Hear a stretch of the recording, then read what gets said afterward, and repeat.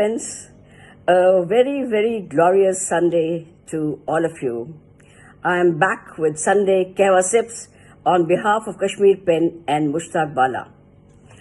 For 2 Sundays, I had talked of Edgar Allan Poe, one of my all-time favorite writers.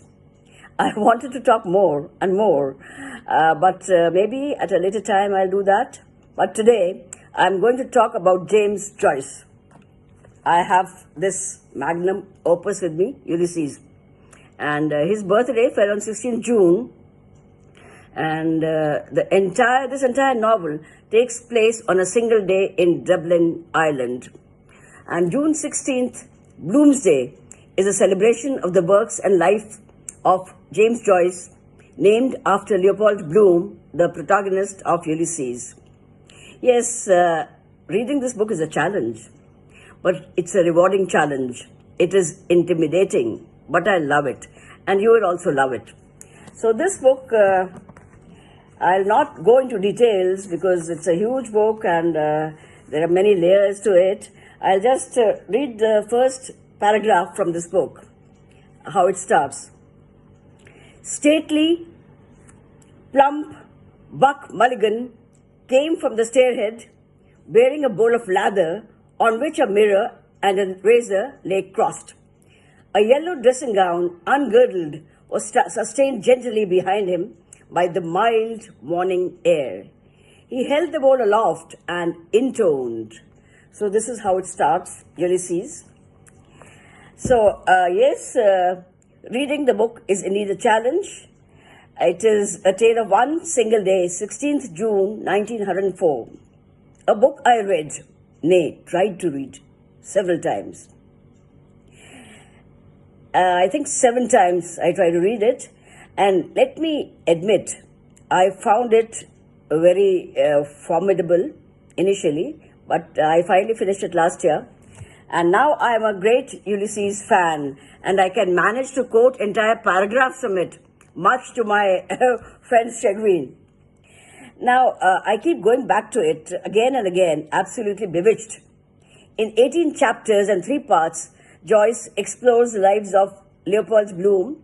He is the central figure, a Jewish advertising canvasser, Molly, a singer and Leopold's wife, Stephen Dedalus, a young 22-year-old starving writer. His experimental prose slowly grows on you, and you want to read on and on. The first 3 chapters deal with Stephen Dedalus.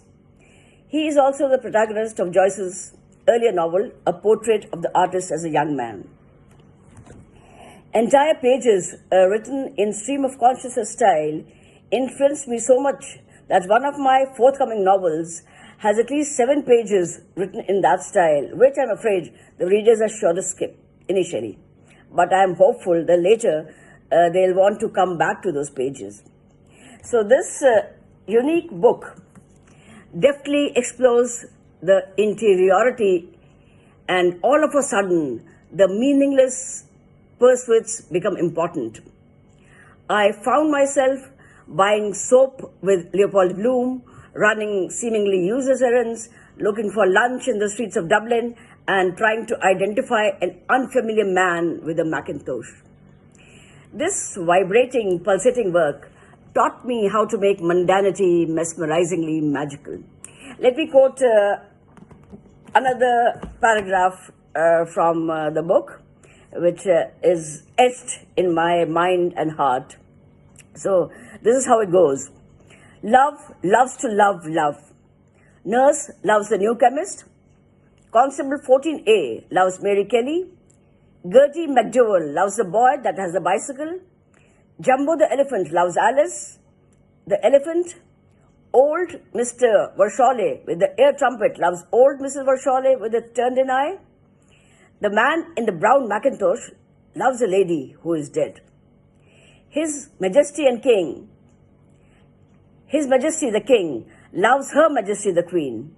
You love a certain person, and this person loves that other person because everybody loves somebody, but God loves everybody. Yes, indeed. So I could almost hear a rhythmic resonance and a resurgent vitality in these lines.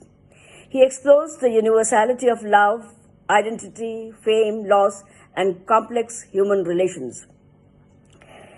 Once the reader is hooked onto the style of the book, the reader loves to go over and over the interior monologues.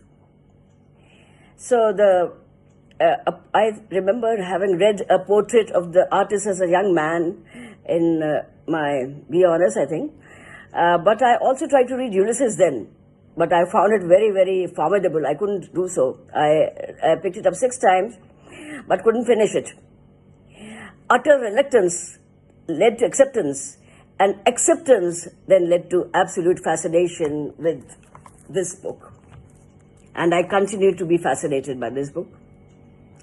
Somewhere along Leopold Bloom's journey of self-discovery, I feel I discovered myself in the sense that I could find some meaning in the chaos of my mind. That non-linear, fragmented narrative that the book follows is exactly the way our minds work. Sometimes the strands of thoughts going haywire. His innovative narrative technique with the lives of 2 important characters takes an ordinary day of an ordinary man in Dublin, and before you know it, you find the book on a different level altogether. It has become an epic of sorts. So read it slowly and read it well. You will love it. You will love it just as I love it. So start reading it one sip at a time, one episode at a time, and then you will find many layers of meanings, many illusions, and really wonderful book. A really wonderful book. You will just love it. Thank you so much for listening to me, and toodaloo. See you once again on next Sunday.